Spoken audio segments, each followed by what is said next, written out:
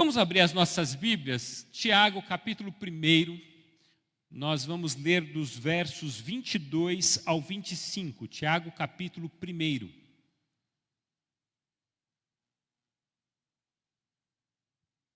Nós começamos, na semana passada, uma série de mensagem nova, intitulada Fé em Ação, a partir do livro de Tiago.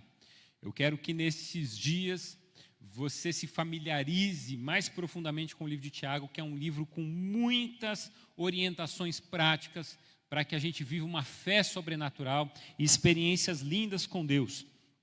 Tiago, capítulo 1, dos versos 22 ao 25. Que bênção ver a igreja aqui, que bênção ver alguns rostos. Hoje faltou bastante gente, né? O pessoal está acompanhando a eleição, é isso? O pessoal está comemorando, será? Mas que bom que a gente tem esse privilégio de estarmos aqui essa noite. Tiago capítulo 1, verso 22 é o texto que diz assim: Sejam praticantes da palavra e não apenas ouvintes, enganando vocês mesmos. Aquele que ouve a palavra, mas não a põe em prática, é semelhante a um homem que olha a sua face no espelho e depois de olhar para si mesmo, sai e logo esquece a sua aparência. Mas o homem que observa atentamente a lei perfeita, que traz a liberdade e persevera na prática dessa lei, não esquecendo o que ouviu, mas praticando, será feliz naquilo que fizer. Será feliz naquilo que fizer. O dicionário diz que a autoridade é o direito ou o poder de ordenar, de decidir, de atuar e de se fazer obedecer. E há vários tipos de autoridades. Há aquilo que se chama de autoridade formal. A autoridade formal é um dos tipos de autoridade mais comum. É aquela autoridade que reveste, por exemplo, os professores. Eles têm uma autoridade. Quando você entra na classe, você tem a figura do professor, ele é a autoridade formal. E aí o professor ele tem autoridade sobre os alunos, ele trabalha as matérias, ele diz para onde vai todo mundo, diz quem pode sair da sala, quem não pode, diz qual que é a nota que cada um vai receber. É autoridade. Tem autoridade policial, por exemplo. Quando você vê um policial na rua, você sabe que ele é uma figura de autoridade. É uma figura de autoridade que tem um certo respeito no nosso meio, e nós precisamos, assim, entender essa figura e as suas práticas. Então, existe essa autoridade formal, ela corresponde àquelas pessoas ou instituições que exercem poder ou influência. Existe um segundo tipo de autoridade, que é aquilo que nós chamamos de autoridade moral. Esse tipo de autoridade é praticamente o oposto da anterior, porque, nesse caso, o poder da pessoa ou da entidade ele é reconhecido. Então, por exemplo, a igreja é uma autoridade moral. As pessoas reconhecem a igreja como uma autoridade moral.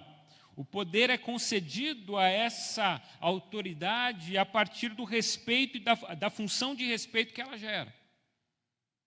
Então, às vezes a gente olha alguém, a gente olha uma instituição e fala assim: nossa, a igreja é um negócio tão abençoador, né? Olha como a igreja age, olha como a igreja faz. Né? A gente tem a nossa igreja, muita gente, aliás, é um negócio que eu acho maravilhoso, quanta gente aqui visita essa igreja dia a dia por causa desse varal. Né? Esses tempos atrás, alguma coisa aconteceu que o varal não estava mais aí, tiraram o varal. E aí eu falei para o pessoal, deixa só passar esse período de chuva que a gente põe de novo. Aí a gente chegou a esse dia, alguém já da comunidade pegou e colocou o varal. Porque o próprio pessoal do bairro falou assim: poxa vida, não pode ficar sem o varal. E eu vou dizer para vocês, a gente já está tempos com esse varal aí e continua todo dia. Gente deixa sacola aqui, gente pendura roupa ali, é o tempo todo chegando roupa para pendurar no varal. Por quê? Porque muita gente se beneficia. E tem gente que olha e fala assim, poxa vida, olha que coisa maravilhosa, como a igreja é bênção na vida do bairro, olha que atuação simples, mas que tem um significado enorme. Né? As pessoas olham para a gente de bastante influência. Algumas pessoas falam assim, olha, essa pessoa ela tem uma postura moral tão maravilhosa que eu quero ouvi-la, eu quero parar para entender o que ela é. Isso é uma forma de autoridade. Há também aquilo que a gente chama de autoridade carismática. Que a autoridade carismática, ela não necessita de moral, ela necessita do carisma. E pessoas com carisma têm seguidores. Então você vê assim, alguns políticos são tão carismáticos que eles têm seus seguidores. E eles podem fazer coisas erradas que os seguidores continuam seguindo. Por quê? Por causa do carisma. Porque gostam do tipo de pessoa. Isso a gente vê muito na juventude. Né? Na juventude tem aquele pessoal carismático que uma turma segue ele. É muito comum essa figura da autoridade carismática.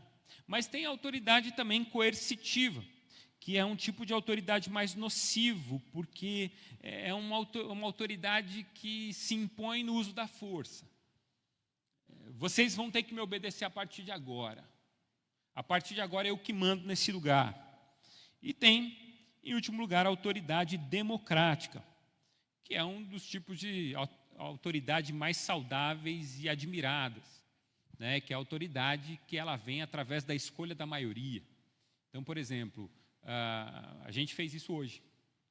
A gente votou no nosso representante, no nosso prefeito, nos nossos vereadores. É o que a gente faz aqui na igreja, a gente vota no nosso presbítero. Eu tenho falado isso, o ano que vem, em maio, a gente tem eleição para os presbíteros aqui dessa igreja. Vamos eleger diáconos. Por quê? Porque a gente reconhece aqueles que estão servindo e trabalhando, e aí a gente os elege para nos representar num patamar maior, das decisões da igreja, no conselho da igreja. Por que eu estou falando sobre autoridade? Porque Jesus é a maior autoridade que já existiu nesse mundo. Talvez Jesus ele tenha um pouco de tudo aqui. Jesus ele é uma autoridade reconhecida. E quando a gente lê, por exemplo, o livro de Marcos, desde o capítulo 1, ele fala da autoridade de Cristo. Ele começa, para você ver como o livro de Marcos fala da autoridade de Cristo, logo nos primeiros versículos, o tema do livro de Marcos é João Batista anunciando a vinda do Messias, anunciando a chegada de Jesus. No texto seguinte é Jesus passando pela tentação e vencendo a tentação, Jesus sendo batizado e reconhecendo Deus em sua vida, e depois Jesus ele passando pela tentação, depois Jesus descendo do monte e passando por uma experiência onde ele expulsa um demônio. Depois você vai ver Jesus e as pessoas perguntam, e as pessoas veem Jesus expulsando o demônio, e a pergunta que as pessoas fazem o que é isto? É um novo ensino e com autoridade, até os espíritos imundos, ele lhes dá ordem e eles obedecem. Que autoridade maravilhosa é essa concedida a esse homem que expulsa espíritos imundos e eles obedecem? Mas não só isso, daqui a pouco Jesus, ele vai curar um enfermo. Daqui a pouco Jesus vai ressuscitar alguém que morreu. Daqui a pouco Jesus ele vai acalmar uma tempestade. E as pessoas que estão dentro do barco dizem, quem é este que até os ventos lhe obedecem? Jesus ele tem toda a autoridade. A Bíblia diz, no texto que a gente leu logo no início do culto, Mateus capítulo 28, verso 16, toda autoridade me foi dada nos céus e na terra, portanto, vão e façam discípulos de todas as nações. Porque a autoridade de Jesus não é uma autoridade apenas terrena, é uma autoridade celestial. Essa autoridade lhe foi concedida nos céus e na terra. Jesus ele tem toda a autoridade, Jesus ele pode todas as coisas, Jesus ele tem autoridade para mudar a realidade, Jesus tem autoridade sobre a enfermidade, ele tem autoridade sobre a morte.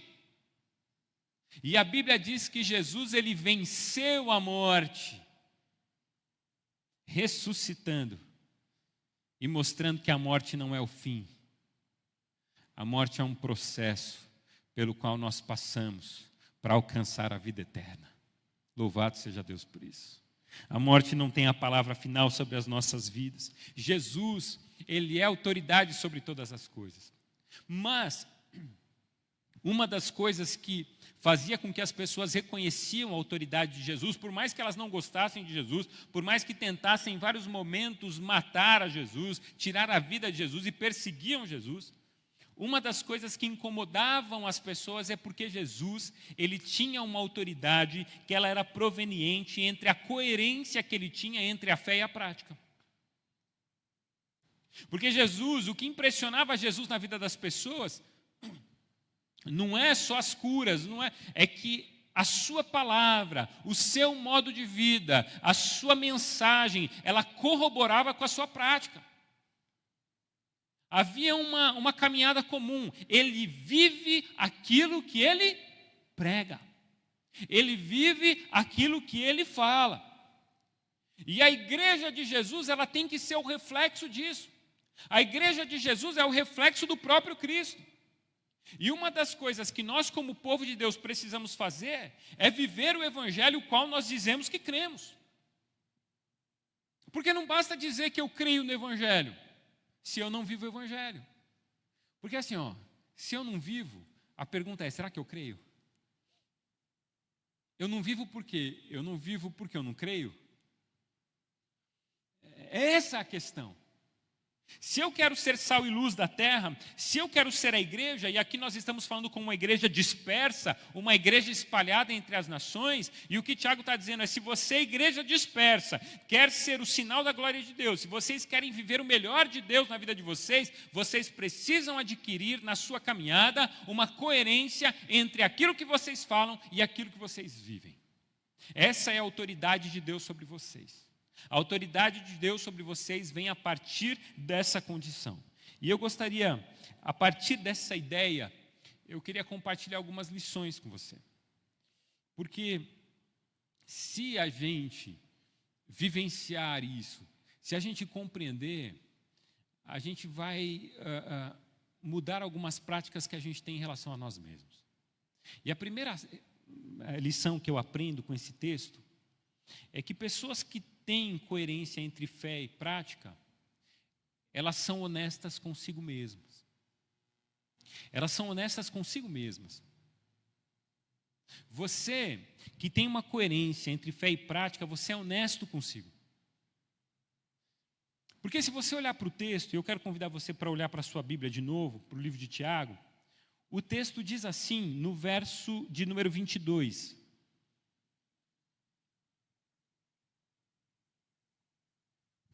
Sejam praticantes da palavra e não apenas ouvintes. Enganando a quem? Enganando a quem? A vós mesmos. Quem não é praticante da palavra, o que Tiago está dizendo aqui é que é alguém que engana a si mesmo. Tiago deixa claro que quem não coloca a palavra em prática não está enganando o pastor da igreja, não está enganando o conselho da igreja, não está enganando a liderança da igreja, mas está enganando a si mesmo. É uma pessoa autodestrutiva. Quem não tem coerência entre a fé e a prática está se destruindo. A gente pode dizer e pensar na figura daquele garoto que abre o livro para dizer que está estudando, mas não lê. Você já fez isso? Quando seu pai falava assim, vai estudar, aí você não estava a fim de estudar, e você entrava no seu quarto e você abria o livro. Aí você ficava ali, abria o livro e pensava, estava longe. Aí sua mãe olhava ali e falava assim, está estudando, ainda bem. Aí você ficava assim, ela está achando que eu estou estudando. Só que assim, quem que estava sendo enganado? Era a sua mãe? Você estava enganando você mesmo. Sabe por quê? Porque a prova ia vir. A hora da prova ia chegar. E a sua mãe ia estar lá para fazer a prova? Não ia. Eu ia fazer a prova. Eu ia estar lá para fazer o teste para ver se eu estava bom ou não no negócio. E se eu fosse mal na prova, aí o problema era meu. Era eu que tinha que fazer recuperação. E se eu fosse mal na recuperação também, fizesse o mesmo processo na recuperação, era eu que ia ter que fazer o ano de novo. Porque assim, não tem coisa pior do que fazer o ano de novo. Tem gente que era bom, era tão bom de escola que fazia 2 vezes cada ano. Tem um pessoal que era fantástico. Assim, eu gostei desse ano, vou fazer de novo. Mas assim, achou que estava enganando. Tiago está dizendo isso justamente pelo seguinte: tem muita gente vivendo uma mentira. E não adianta viver uma mentira, porque quem vive uma mentira engana-se a si mesmo. Quem vive uma mentira jamais vai ser aquilo que gostaria de ser. Quem vive uma vida onde tenta agradar os outros, porque assim, o que importa é que as pessoas olhem para mim e tenham a impressão de que eu sou aquilo. Aí eu só falo sim, aí eu tenho dificuldade de dizer não, aí tudo que pedem para mim eu faço, tudo que o pessoal tem necessidade que eu faça, eu vou lá e faço, tudo que o pessoal acha que eu devo fazer, idealiza de mim, eu quero corresponder a essa idealização. Só que chega uma hora na vida que ela fica tão pesada e que eu tenho uma sensação de que eu não sou quem eu deveria ser, que eu não tenho a minha própria vida, porque eu fiquei o tempo todo satisfazendo, idealizando a vida que os outros acham que eu devia ter. Por exemplo, naquele estudo daquela enfermeira australiana, eu não vou lembrar exatamente o nome, onde ela fala sobre os 5, ela trabalha num hospital, onde ela atende pacientes no final da vida, pacientes terminais, e ela começou a fazer um levantamento, um estudo com esses pacientes, e ela chegou à conclusão que há 5 arrependimentos que esses pacientes mais carregam na vida. E um desses arrependimentos é o seguinte: eu me arrependo de não ter vivido a vida que eu deveria viver, porque eu fiquei a vida inteira tentando agradar os outros. Essa é uma das maiores reclamações dos pacientes terminais, de poder dizer no final da vida, falar assim, eu não tenho mais chance de mudar e eu me arrependo, porque eu vivi boa parte da minha vida, a vida dos outros e a vida que os outros idealizaram para mim, e eu não sou quem eu gostaria de ser. Eu sou aquilo que os outros idealizaram, isso é muito triste. Eu fiquei a vida inteira tentando agradar os outros, eu fiquei a vida inteira tentando ser quem as pessoas achavam que eu deveria ser. Pais que idealizam a vida dos filhos, e aí os filhos se sentem na necessidade de corresponder e vivenciar os sonhos dos pais, que coisa triste. E o filho tem sempre aquela sensação de que nunca realizou um sonho seu, mas sempre realizou o sonho dos seus pais. Que faculdade que você faz? Eu faço tal faculdade. Você gosta? Não, não gosto. Então por que você faz? Porque meu pai queria que eu fizesse. Que trabalho que você tem? Não, eu trabalho com tal coisa, mas você gosta? Não, eu odeio tal coisa. Então por que você trabalha? Porque meu pai disse que eu tinha que trabalhar com tal coisa. Essa é a realidade de muita gente. É a realidade de gente que está tentando agradar os outros, mas no fim das contas está enganando a si mesma. Porque vai chegar uma hora na vida que você vai se deparar com você mesmo e que você vai ter que responder por que você não foi aquilo que você deveria ser. Por que você não fez aquilo que você deveria fazer? Haverá um momento em que você vai se deparar com o próprio Cristo e você vai ter que responder por que você não cumpriu a vontade de Deus e por que você não foi aquilo que você deveria ser diante dele. Porque Jesus, preste atenção, Jesus ele não quer que você seja alguém que não tem a ver com a sua essência. A Bíblia diz que o Pai, ele procura adoradores que o adorem como? Você sabe o que significa espírito em verdade? Com o espírito verdadeiro. O Pai não está procurando gente que cria rituais, o Pai não está procurando gente que faz uma coreografia bonita, o Pai não está procurando gente que levanta a mão, que abaixa a mão, o Pai procura adoradores que o adorem em espírito e em verdade, de maneira verdadeira, de maneira autêntica, de maneira sincera, que podem chegar diante de Deus e falar assim, Senhor, eu sou isso, mas eu preciso mudar, porque eu preciso do Senhor, porque eu preciso ser diferente. Eu preciso mudar. Que no dia da alegria, transbordam de alegria, dão risada, e celebram, e festejam, e pulam. E no dia da tristeza, choram. Porque assim, vamos supor, você está com uma dor na perna, você precisa trabalhar amanhã. Aí essa dor quase não deixa você andar. Aí você vai no médico. Aí quando você chega no médico, você estica a perna, você aguenta as pontas, dá uma andada bacana ali. Aí o médico fala assim, e aí, como é que você está? Não, eu estava com uma dor na perna, mas estou melhor já, passou. O que acontece? Você está enganando o médico? Não, você está enganando a si mesmo, porque a dor é sua. E amanhã você volta para casa e essa dor vai estar lá. E você perdeu a oportunidade de resolver. É sobre isso que o Tiago está falando. O Tiago está dizendo assim, seja autêntico, porque o seu valor não está naquilo que você faz, o seu valor está em quem você é. Gente autêntica, ela é. Ela não precisa ficar inventando moda, ela não precisa ficar inventando histórias, ela é. Não tente esconder suas verdades. Não tenta ser outra coisa que Deus não chamou você para ser. O Tiago está falando, você é um ouvinte da palavra, então põe ela em prática. Não precisa ficar tentando enganar. Eu já vi. Quantas vezes eu vi gente da igreja, não dessa igreja, obviamente, porque essa igreja não acontece essas coisas, né? Essa igreja só tem gente boa. Mas eu ouvi algumas igrejas que eu passei que tinha um pessoal que não era bom assim, né? Mas assim, às vezes o pastor passa, o cara vê o pastor, ele pega o cigarro correndo e joga. Eu já vi. Aí eu fico pensando, por que ele fez isso? Ele fuma.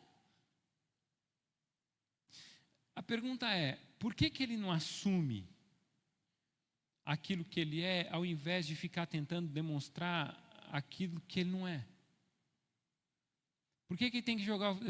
Assim, eu fico pensando, o que as pessoas acham? Que eu vou parar meu carro e vou lá brigar? Já pensou? Aí você vai às vezes você entra num restaurante, ali está o irmão com uma garrafinha de cerveja. Eu já tive a experiência de entrar num restaurante, o irmão pegar a garrafinha de cerveja e colocar assim de ladinho, debaixo da mesa. Pensou, pastor Eduardo? Você entra no restaurante, o cara pega lá e esconde a garrafa. Para quê? Se você o faz, assuma a sua postura e faça. Agora a pergunta aqui é, por que eu tenho que esconder? Eu estou com vergonha ou eu quero aparentar ser alguém que eu não sou? Vocês entendem? Porque assim, se você acha que você está errado, então vai lá e muda. Por que vai ficar escondendo dos outros? Muda.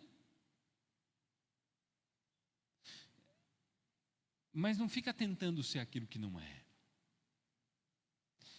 E aí Tiago ele vai mais além. Tem uma coerência entre a sua fé e a sua prática. Sabe por quê?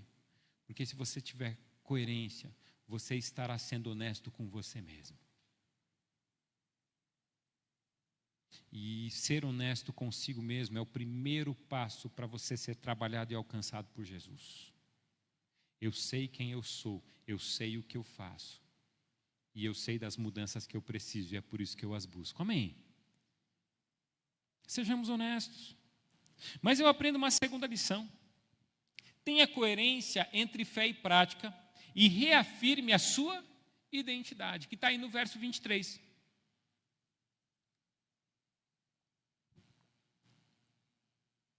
O verso 23 diz assim: aquele que ouve a palavra, mas não a coloca em prática, é semelhante a um homem que olha a sua face num espelho e depois de olhar para si mesmo, sai e logo se esquece a sua aparência. Porque assim, gente que não tem coerência entre fé e prática, perde a identidade, negocia valores. O que Tiago fala é que esse tipo de gente se esquece de quem é, porque não firma as estacas da sua identidade. Porque você há de convir comigo que há dias que a gente entra na igreja, você já deve ter vivenciado, eu já vivenciei muito isso. Tem dias que a gente entra na igreja, a gente ouve um culto, a gente fica inspirado, fala assim, essa semana eu vou mudar. Essa semana tudo vai ser diferente da minha vida. Essa semana eu vou ligar para o fulano, vou pedir perdão para ele. porque eu errei feio com ele, eu vou pedir perdão, porque a Bíblia diz que a gente precisa pedir perdão. Mas também eu vou ligar para Beltrano e dizer que ele está perdoado. Eu sempre fui duro com ele, porque ele fez um negócio que eu não gostei, mas agora eu vou perdoá-lo. Vou dizer assim, ó, fulano, eu te perdoo, não está resolvido nossa relação, está tudo certo. Eu vou aproveitar essa semana que eu ouvi o pastor no domingo e eu vou parar de mentir, porque toda hora eu conto uma mentira ali para escapar das coisas erradas que eu faço, mas eu vou contar a verdade agora. E a partir de agora eu vou ser menos rancoroso e parar de falar mal das pessoas também. Porque eu ouvi a mensagem de domingo e eu preciso colocar em prática. Aí você chega na tua casa e aquela pessoa que você se dispôs a perdoar, ela falou mal de você para uma outra pessoa e você ficou sabendo. Aí aquele que você, quando você fala assim, eu vou parar de mentir, você está numa situação tão terrível que se você falar a verdade, você acha que você vai ficar numa situação pior ainda. Aí você conta outra mentira. Aí o tempo vai passando, você não colocou nada em prática, aí sabe o que acontece? A identidade que você queria ter em Cristo, você já não tem mais, e a possibilidade de ser aquilo que você deveria ser diante de Cristo, você já não é mais. Você não tem, você perdeu essa possibilidade. Por quê? Porque você não colocou a palavra em prática. E aí, Tiago vai dizer, aquele que não coloca a palavra em prática é semelhante a uma pessoa que se olha no espelho e logo se esquece de quem é. Gente, desculpa, mas quem aqui se olha no espelho e se esquece de quem é? O que Tiago está falando é de alguma coisa muito além da visão.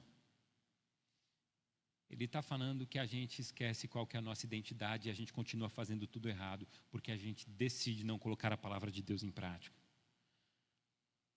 A palavra de Deus, ela nos desnuda. Ela traz à tona a nossa verdade. A palavra de Deus, ela fala sobre nós e nos desnuda em frente ao espelho. A palavra de Deus fala quem nós somos. Ela nos lembra que nós somos pobres pecadores que carecem de um Deus Salvador. A palavra de Deus, ela me lembra que sem Jesus eu não sou nada. A palavra de Deus, ela me diz que eu preciso buscar a Jesus em todo o tempo da minha vida, tendo a idade que eu tenho. Seja um adolescente, seja um jovem, seja um adulto, eu preciso de Jesus. Eu preciso me dobrar aos pés de Jesus. Eu preciso viver as suas promessas, eu preciso crer mesmo que as coisas sejam contrárias. Eu preciso, a partir do momento que eu chegar em casa, buscar convicções, porque uma coisa que é terrível na vida do cristão é crente sem convicção. O cara chega para mim e fala assim, pastor, porque eu não bebo mais. Tudo bem, por que você não bebe? Eu não bebo porque... Não sei, a Bíblia diz que não pode beber, mas onde que a Bíblia diz que não pode beber? Não sei, pastor. Acho que não pode. Ou seja, esse cara, na primeira oportunidade, ele vai beber. Por quê? Porque ele não sabe por que não pode. Ele não tem convicções, ele não tem estacas. Não, pastor, eu sei que eu não posso usar saia. Por que você não pode usar saia? Não, usar calça, né? Não posso usar calça. Por que você não pode usar calça? Não, porque a Bíblia diz. Mas a Bíblia diz o quê? A gente não sabe o que a Bíblia diz, a gente fica afirmando coisas sem saber, e porque a gente afirma coisas sem saber, sem convicção, é aí que as nossas convicções morrem e que a gente pratica o contrário, porque a gente não sabe por quê. Por que a gente não pode mentir? A Bíblia diz que a gente não pode mentir. Aonde, irmão? Não sei. Então você vai continuar na prática da mentira, porque você não sabe o porquê que você não está fazendo as coisas.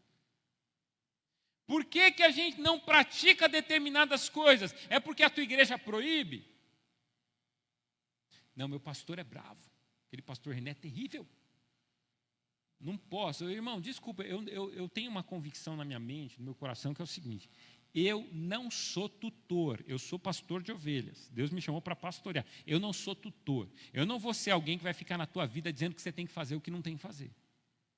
Eu não vou assim, nossa, o irmão aqui veio cantar de boné, vai para o conselho. Não existe isso aqui. O irmão veio cantar e... Não, o que está em jogo aqui? O que está em jogo é, irmão, seu coração está fazendo melhor. É isso que está em jogo. Se veio de boné, quantas vezes eu participei de acampamento já em que os moleques não podiam usar boné? Aí ficava a esposa do pastor na porta do recinto, dizendo quem podia ir no banheiro, quem não podia, e dizendo que todo mundo tinha que tirar o boné. Gente, era um negócio terrível. E assim, aí você pega uns adolescentes vaidosos que tem, né? Porque o adolescente, quando põe um boné, é por uma questão de vaidade. Aí o adolescente põe aquele boné desse tamanho, né? Que ele vem até aqui. Aí alguém fala assim, tira o boné, aqui não pode. Gente, quantos amigos eu vi angustiado? Porque assim, se tira o boné, é pior. Então assim, se tira é capaz de alguém falar assim, não, põe, pelo amor de Deus. Porque tem a vaidade do menino em jogo. Aí o menino não consegue nem se concentrar mais no culto, porque está sem boné, ele fica o tempo todo assim, né? Ele passa para cá, puxa para frente. Eu não tenho esse problema, graças a Deus. O irmão também não tem, né? Mas tem gente que sofre com isso. E aí a pessoa não consegue se dedicar porque tem um leão de chácara cuidando para quem usa boné e quem não usa. O Pai não procura adoradores que não usem boné. Ele procura adoradores que o adorem com espírito verdadeiro. Ah, não, mas você viu fulano? Aí tem gente que manda assim, pastor, fala com meu filho sobre aquele negócio que não pode fazer tatuagem. Irmão, não vou falar nada com seu filho, não pode fazer tatuagem. Porque assim, o texto que diz para você não marcar o corpo, ele diz por outras razões, não tem nada a ver com tatuagem. A tatuagem é uma questão estética. Né? A tatuagem, por questões culturais, ela tem uma questão cultural forte. Né? A tatuagem ela era uma marca, normalmente feita na cadeia. Tem muita coisa desse jeito aqui na nossa cultura. Mas hoje não, hoje a tatuagem já tem outra conotação. Você vê mães de família, aquela senhora bonita, aquela senhora bondosa, cheia de tatuagem.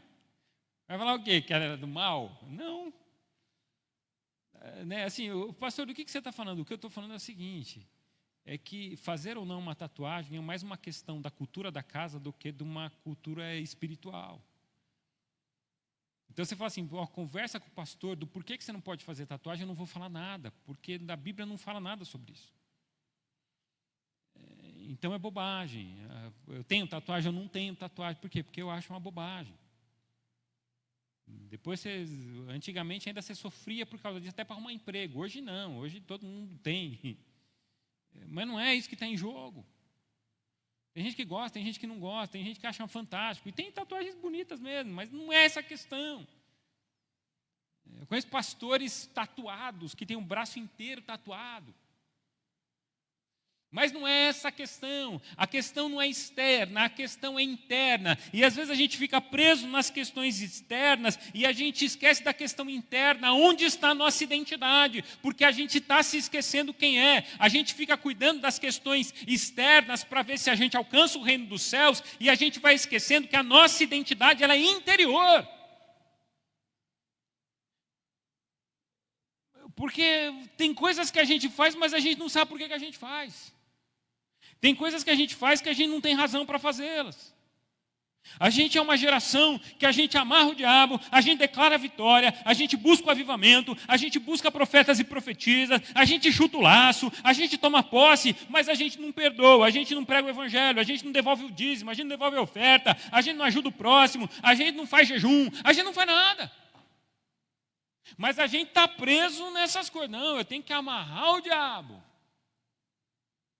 Aí eu vou dizer assim, irmão, cuidado. Porque esse negócio de amarrar o diabo aí, porque tem um monte de gente, está amarrado, você já viu gente falando assim? Você fala assim, irmão, nossa, está armando uma tempestade, está amarrado. Está amarrado o quê? Quem que amarrou? Por que amarrou? Porque se está armando uma tempestade, é melhor desamarrar, porque a gente está sem água na cidade. Então desamarra, por favor. Por que a gente faz isso? Porque a gente acha que há um poder mágico nessa palavra. O irmão fala uma coisa ruim, está amarrado. Cuidado com o coronavírus, está amarrado. Agora resolveu o seu problema, né? Você não vai pegar o coronavírus porque você falou que está amarrado. Desculpa, isso é superstição. Isso é mandinga. É mandinga, é pior ainda. Porque assim, eu estou amarrando com a palavra, mas eu quero dizer para você que o que amarra as coisas é o seu coração. Eu já contei, você conhece, algumas pessoas conhecem texto bíblico, talvez algumas não conheçam, mas o livro de Atos nos conta a história de um homem que quando Paulo foi pregar na cidade dele, esse homem ficou vendo Paulo expulsar demônios. E esse cara ficou admirado, porque Paulo ele chegava, tinha alguém com espírito demoníaco, Paulo ia lá e expulsava. Quando Paulo foi embora, um dia esse homem estava andando e ele viu alguém endemoniado. Ele falou, já sei como é que faz esse negócio. E ele virou e falou assim, para o espírito maligno, eu te repreendo em nome de Jesus, a quem Paulo prega. A Bíblia diz que o Espírito olhou para ele e falou assim, eu sei quem é Jesus e eu sei quem é Paulo, mas você eu não conheço não. E a Bíblia diz que aquele Espírito dá um couro naquele rapaz, a ponto de arrancar todas as roupas dele, ele ainda saindo pelado, todo espancado pela rua. Pastor, você está querendo dizer que eu nunca posso expulsar um demônio? Não. Eu estou dizendo que há coisas que dependem da autoridade da vida. Eu estou dizendo para você que se você não tiver uma vida no altar de Jesus, se você não tiver uma consagração de vida, você não pode sair e querer fazer as coisas que você não sabe fazer. Eu estou dizendo que se você não tiver uma vida quebrantada no altar de Jesus, não adianta você querer fingir que você é outra coisa, porque você vai passar vergonha. A gente passa vergonha. Eu contava no culto da manhã, eu falei, eu sou irônico por natureza. Não é verdade? Não, obrigado. É verdade, ela sabe, eu sou irônico. Eu sou irônico. Outro dia o meu filho na mesa, não sei se foi do almoço, acho que foi do almoço, meu filho mais velho foi irônico com ela. E eu falei assim para ele, filho, eu não quero que você faça, fale assim com a sua mãe, sendo irônico com ela. Ele olhou e falou assim, você é. E aí? O que eu faço, Edinho? Porque assim, irônico é chato, né? Gente irônica é chata. Gente irônica é provocativa, né? O irônico ele não para até deixar o outro nervoso. Eu sou terrível. Não concorda, Luciano? Não, obrigado. Gente irônica é difícil. Aí eu vou querer que o outro não seja sendo eu. O que meu filho está dizendo? Eu aprendi com você. E aí, o que a gente faz nessas horas? A gente engole, seco, e pensa, eu preciso ser menos irônico. Vocês entenderam? Se eu não tenho uma prática de vida, como é que eu vou chamar atenção? Se eu não tenho uma prática diante de Deus, como é que eu vou chamar a atenção das pessoas? Eu não tenho autoridade. Eu perco a autoridade. Eu perco a minha identidade. Porque a minha autoridade está vinculada à minha identidade. Quando o prefeito, os vereadores, os deputados, os senadores, o presidente, os governadores, quando eles falam, tem gente que você vê lá no caderno criminal, roubou, desviou dinheiro. Aí o cara fala assim, ele vai na televisão e fala assim, não, porque nós estamos lutando contra a corrupção. Aí você olha e fala assim, safado, está lutando nada, ele é um corrupto. O que aconteceu? Na sua mente ele não tem autoridade. Por quê? Porque a fé dele não condiz com a prática, então ele não é alguém que tenha uma identidade adequada para falar isso para você. Tem sempre alguém olhando para você, para ver se a sua identidade condiz com aquilo que você fala. James Mackay, ele diz, se você quer saber no que uma pessoa acredita, não ouça o que ela diz, veja o que ela faz. Você quer saber no que uma pessoa acredita? Não adianta você ouvir, porque discursos são bonitos. A gente ouviu agora cada discurso bonito de campanha. Mas assim, entre o discurso e a prática há uma diferença enorme. E a autoridade de Jesus, ele se manifesta nessa coerência entre discurso e prática.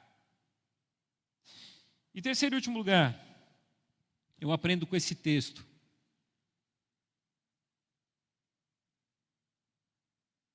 Que quem vive essa coerência entre fé e prática, desfruta da felicidade. Olhe comigo o último verso que a gente leu, o verso de número 25. Aliás, a partir do 24, imagino eu. Mas o homem que observa atentamente a lei perfeita, que traz a liberdade, e persevera na prática dessa lei, não esquecendo o que ouviu, mas praticando, será feliz naquilo que fizer. Olha que coisa impressionante. O homem, a mulher, que observam a lei do Senhor, que perseveram na prática dessa lei. Perseverar é continuar firme na prática dessa lei, mesmo que tudo seja contrário. Não esquecendo o que ouviu, mas colocando em prática, será feliz naquilo que fizer. Pastor, eu estou tão infeliz. Você quer ser feliz? Coloque a palavra de Deus em prática. É isso que Tiago está dizendo.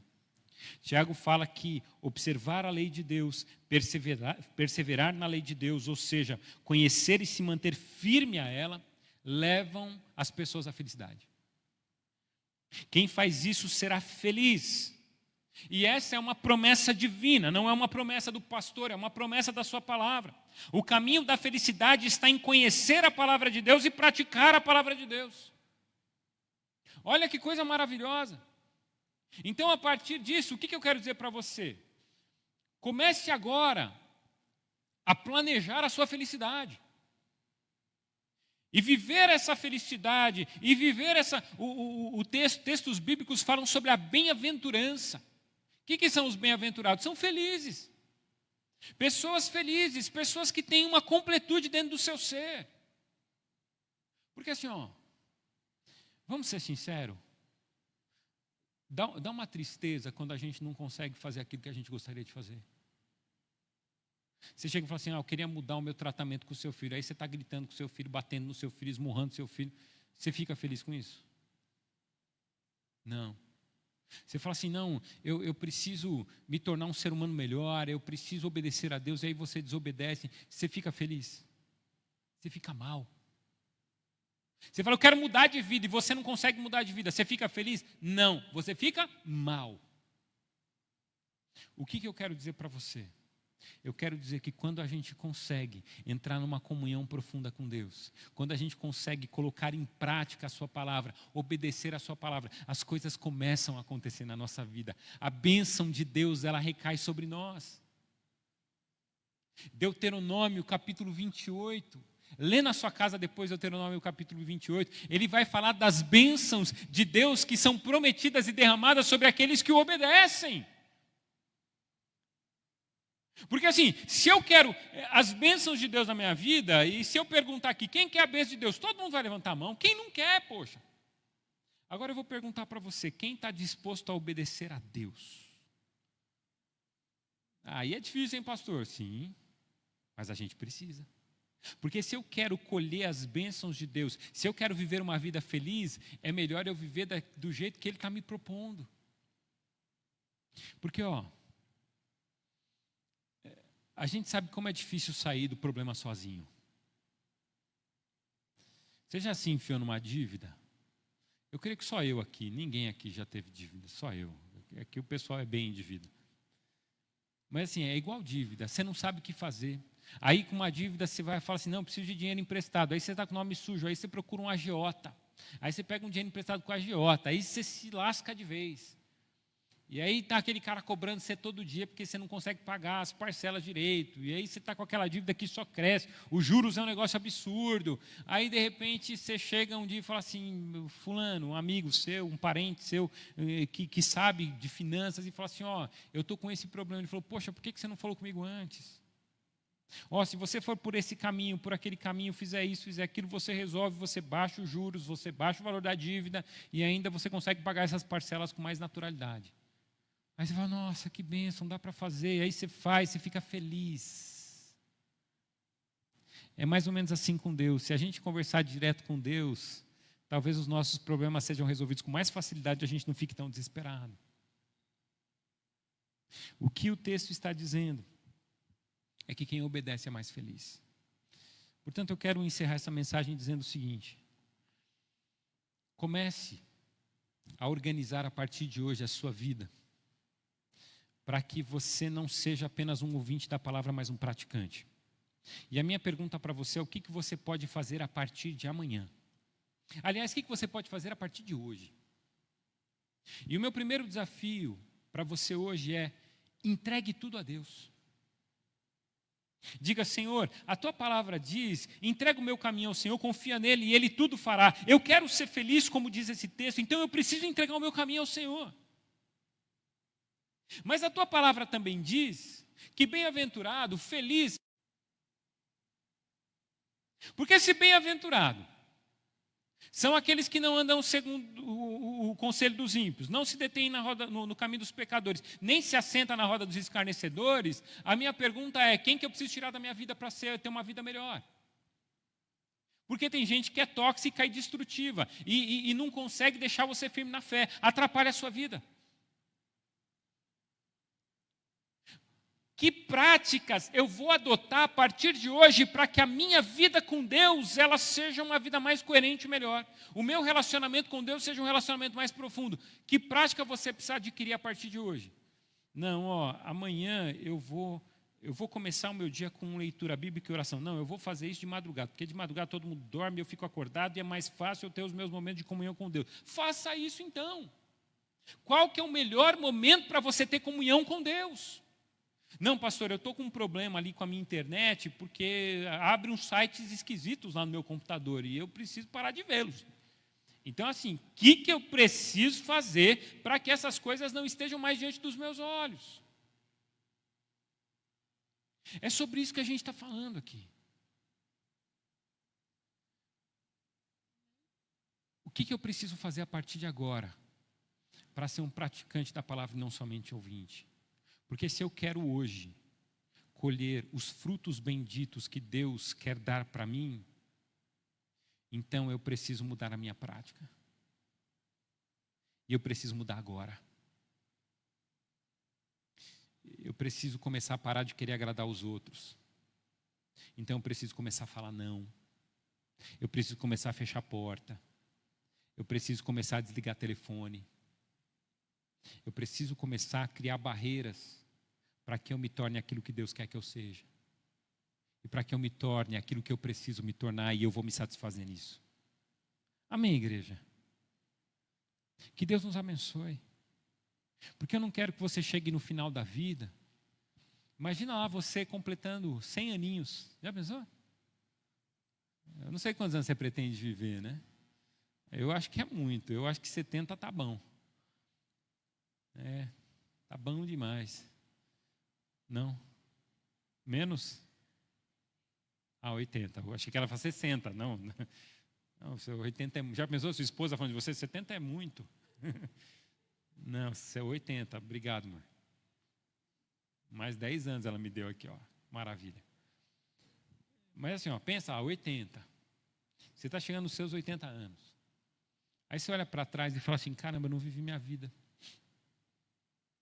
Eu estou todo esse tempo sem ter a sensação. Mas a irmã vai para os 90, tranquilo. Aliás, a irmã acho que está lá no primeiro exemplo que eu dei, lá no 100. Tranquilamente. Está perto dos 80 já.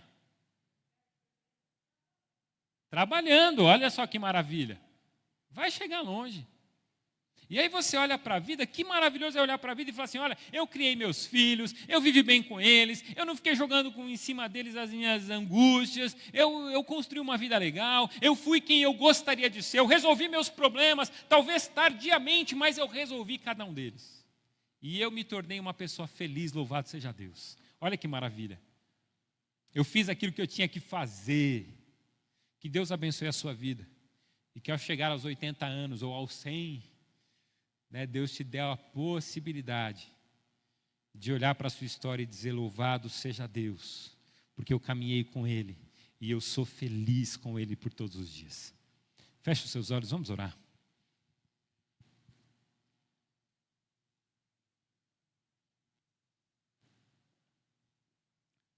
O Ministério de Música pode vir aqui à frente. Vamos orar.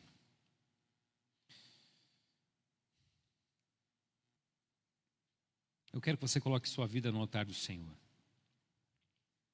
E o Espírito Santo, eu creio que o Espírito Santo de Deus está aqui nesse lugar. E o Espírito Santo que passeia no nosso meio, ele vai começar a mostrar para você coisas que precisam ser transformadas hoje. Decisões que você precisa tomar hoje.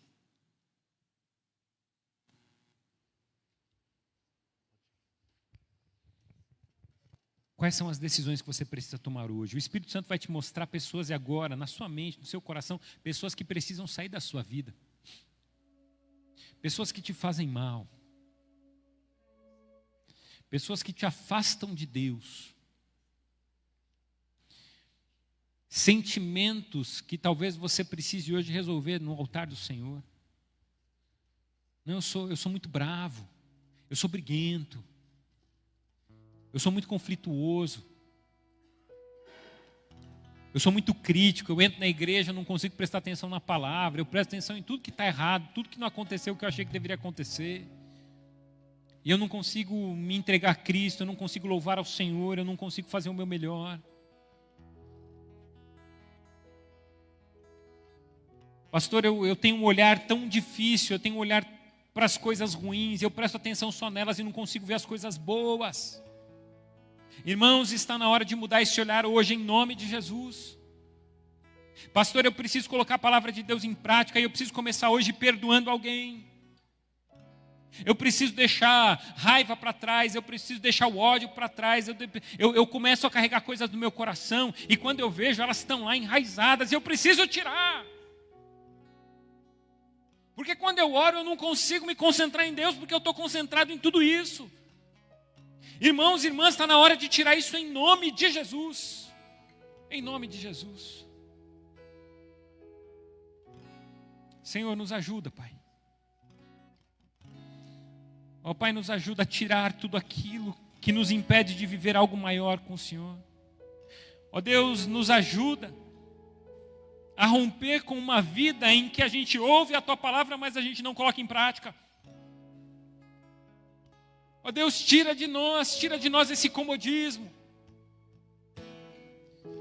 Tira de nós, ó Deus, essa consciência errada que a gente tem, de que a gente precisa só ouvir, sermos estudiosos da Tua palavra, mas não colocamos ela em prática. Pai, hoje nos ajuda com a presença do Teu Espírito em nós, começa a nos mostrar o que precisa mudar, começa a nos mostrar como que a gente pode colocar a Tua palavra em prática, começa a trazer alegria sobre nós, começa a trazer decisões em nossa mente e em nosso coração. Em nome de Jesus, Pai. Em nome de Jesus. A gente confia em Ti. A gente descansa em Ti. Nos ajuda em nome de Jesus. Vamos nos colocar.